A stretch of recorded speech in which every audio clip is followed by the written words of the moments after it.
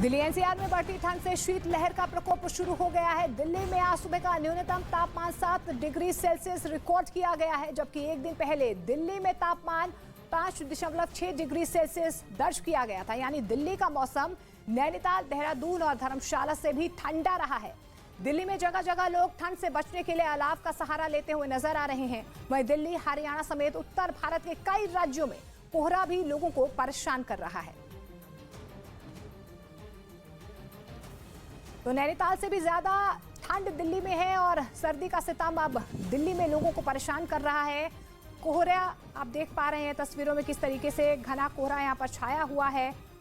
इस बीच लोगों की परेशानी बढ़ती हुई नजर आ रही है। दिल्ली, हरियाणा समेत उत्तर भारत के कई राज्यों में कोहरा लोगों को लगातार परेशान कर रहा है।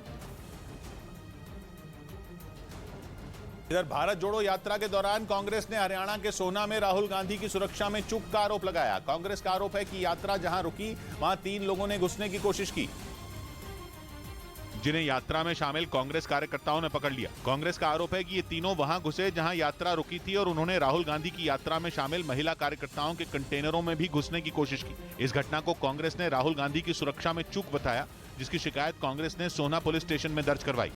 झारखंड में रामगढ़ से कांग्रेस विधायक ममता देवी की विधानसभा की सदस्यता रद्द कर दी गई। उन्हें 2016 के दंगा भड़काने और हत्या के मामले में दोषी पाया गया और इसी केस में कांग्रेस विधायक ममता देवी को 5 साल की सजा हुई।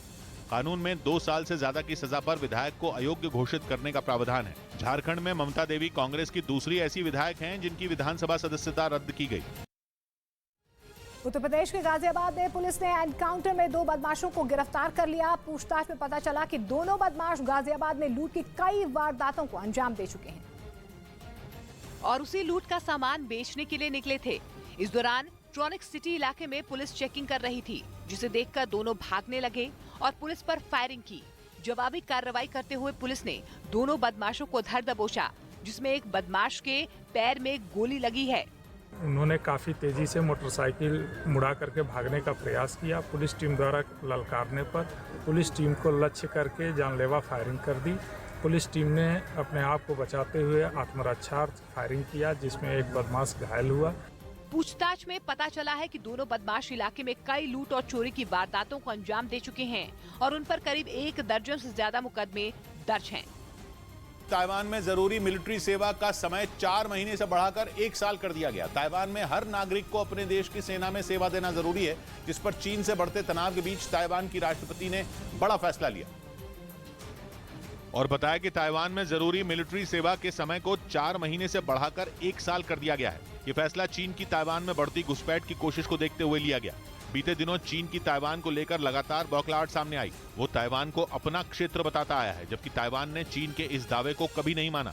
3 दिन पहले ही चीन ने अपने 71 एयरक्राफ्ट ताइवान के एयर स्पेस में भेजे थे, जिनमें बड़ी संख्या में फाइटर जेट और ड्रोन शामिल बताए गए। दावा है कि ताइवान की एयर स्पेस में चीनी वायुसेना की अब तक की सबसे बड़ी घुसपैठ थी, जिसे चीन ने भी माना और कहा कि उसने ताइवान की एयर स्पेस में स्ट्राइक ड्रिल की थी। ऐसे में ताइवान की राष्ट्रपति ने नेशनल सिक्योरिटी काउंसिल और रक्षा मंत्रालय के कुछ अफसरों के साथ बैठक की, जिसमें ताइवान में जरूरी मिलिट्री सेवा के समय को 4 महीने से बढ़ाकर 1 साल कर दिया गया।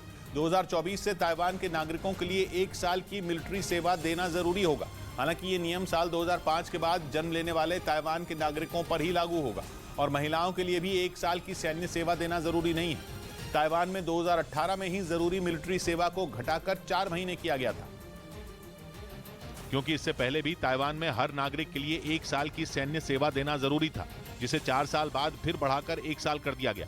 इस दौरान ताइवान के नागरिकों को हथियारों को चलाने की ट्रेनिंग दी जाती है। इसके बाद जो शख्स सेना में रहना चाहता है उसे एक एग्जाम पास करना होता है। लेकिन अब ताइवान के हर नागरिक को 1 साल की जरूरी मिलिट्री सेवा देनी ही होगी। चीन के साथ बढ़ते तनाव को देखते हुए कदम उठाया गया है। ताइवान की राष्ट्रपति ने जानकारी दी कि यह फैसला ताइवान की सुरक्षा के लिए लिया गया है, ताकि सैन्य सेवा देने वाले नागरिकों को एडवांस लेवल पर ट्रेनिंग दी जा सके और जरूरत पड़ने पर उन्हें दुश्मन से लड़ने के लिए जंग के मैदान में उतारा जा सके।